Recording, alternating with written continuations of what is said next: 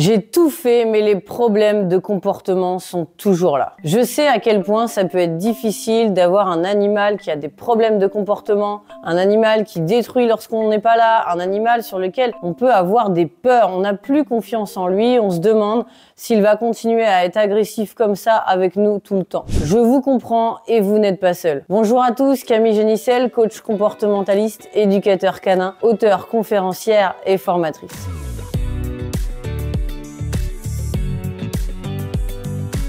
Je suis là pour vous aider à mieux comprendre votre animal et surtout à vous aider à résoudre tous les problèmes de comportement que vous pourrez rencontrer avec lui. Depuis 2009, je suis là pour vous coacher un maximum. J'ai vu de nombreuses familles qui aiment les animaux et ça, je sais que si vous êtes là, c'est aussi votre cas. Alors, je sais que si vous regardez cette vidéo, vous allez avoir beaucoup de questions qui vont venir et surtout par rapport aux problèmes de comportement que vous rencontrez actuellement. En fait, ce qui se passe, c'est que votre animal a un problème qui fait que vous ne supportez plus, ça vous stresse, ça vous angoisse et ça devient presque la priorité dans votre vie à l'heure actuelle. Vous vous couchez, vous pensez à ce problème, vous vous levez, vous y pensez aussi et vous vous demandez si vous allez pouvoir garder votre animal. En tout cas, est-ce qu'il y a des solutions? Je vous rassure, il y en a toujours, même si c'est celles auxquelles on n'a pas encore pensé. Alors en fait, ce qu'il faut comprendre, c'est que le comportement dépend de l'environnement. Ça n'est pas en rapport avec son caractère ou sa personnalité. C'est comme vous, lorsque vous changez d'environnement, par exemple, vous êtes complètement différent lorsque vous êtes au travail que lorsque vous êtes chez vous. Vous êtes complètement différent lorsque vous êtes avec votre famille, vos parents, votre conjoint, et c'est normal. N'importe quel être vivant s'adapte et se réadapte en fonction de la situation, y compris en fonction des moments de la journée. Eh bien, tous les animaux, c'est exactement la même chose. Les chiens, les chats, même les lapins, ils vont agir en fonction de ce qui se passe autour d'eux. Une fois qu'on a compris ça, alors qu'est-ce qui va se passer? Eh bien, ça signifie que les comportements de votre animal, ils sont là. Ils vont être dus à plusieurs choses. La première, évidemment, c'est ce qu'il a vécu avant d'être avec vous, même s'il était tout petit les premières semaines de sa vie. La deuxième chose, c'est aussi en fonction de ses prédispositions génétiques. Bien sûr, on a créé des races et ça, on ne peut pas passer à côté. C'est important de les prendre en considération sans jamais mettre dans des cases ou classer les êtres vivants, bien sûr. Ce ne sont pas des clones au sein d'une même race et ça, c'est très important de le comprendre et je dirais même tant mieux en fait.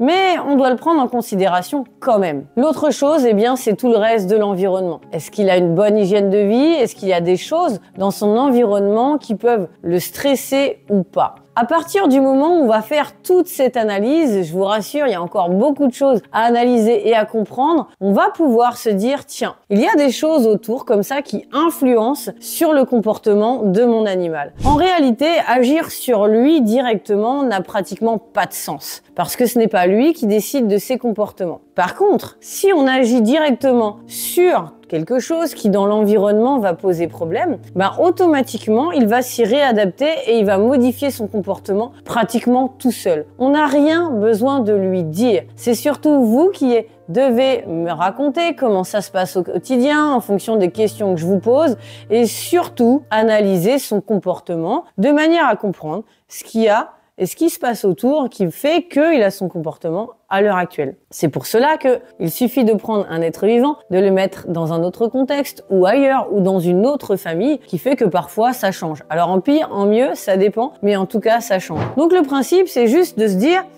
qu'est-ce qui fait dans cet environnement-là qu'il va modifier son comportement tout seul et s'y réadapter. En fait, l'animal n'a pas un comportement comme ça pour rien. Il y a toujours une cause. Même si on la voit pas tout de suite, il y en a une forcément. Il peut y avoir aussi les problèmes de santé, mais ça, c'est encore autre chose. Et c'est pour ça qu'avant chaque coaching avec des familles, je vous demande quand même s'il a vu le vétérinaire il n'y a pas longtemps, il y a peu de temps, pour vérifier sa bonne santé. Le principal est donc de comprendre ce qui se passe. Ensuite, tout naturellement, il changera son comportement. C'est pour ça que parfois, on comprend pas trop, mais faire des exercices ou autre, c'est toujours très utile, bien sûr. L'occuper quand on n'est pas là, c'est aussi toujours très utile. Mais ça ne résout pas le vrai problème de fond, la cause. On est directement en train d'essayer d'agir sur le comportement. Et en fait, ça n'a pas de sens. C'est comme si on se disait, bon bah, je vais faire en sorte qu'il ne court plus, qu'il n'ait plus envie de courir, alors je vais lui couper les pattes, comme ça il va plus courir. Ah oui, évidemment. Sauf que la motivation de courir est encore là. Alors que si son comportement est là, qu'on essaie de lui couper les pattes et d'agir directement ici, ça va pas changer grand chose. On va toujours avoir cette cause et l'environnement qui sera là et qui crée ce problème de comportement. Si par contre on va faire une vraie analyse et on va commencer à comprendre l'animal et surtout pourquoi il va avoir tel ou tel comportement, alors on va résoudre le problème à la racine, à la cause. Et directement, ce comportement-là va disparaître et être complètement résolu. Sans qu'on ait besoin de rajouter des petits exercices, des petits artifices ou autres. C'est pour ça que je conseille très rarement de donner des trucs à mastiquer ou autre, même si c'est intéressant bien sûr, et c'est pas gênant, c'est pas ça qui va résoudre le problème dans son fond. En réalité, votre animal est en train de dire quelque chose et c'est extrêmement important de comprendre ce qu'il est en train de nous dire. Alors, je vous rassure, pour cela, il y a des analyses précises, je me base sur plein de choses, y compris sur ses comportements naturels, tout ça pour vous permettre de mieux comprendre votre animal et se dire, tiens, qu'est-ce qu'il a et qu'est-ce qu'il est en train de nous dire aujourd'hui. Il y a autre chose de très important dont je voulais vous parler. Surtout, ce qui peut avoir une influence sur le comportement de notre animal, contrairement à ce que vous pouvez entendre, ce n'est pas si vous dormez avec lui, si vous lui donnez à manger à table. Faites-vous plaisir, dormez avec lui, donnez-lui à manger à table si vous voulez. Ça peut influencer ses comportements, mais c'est pas ça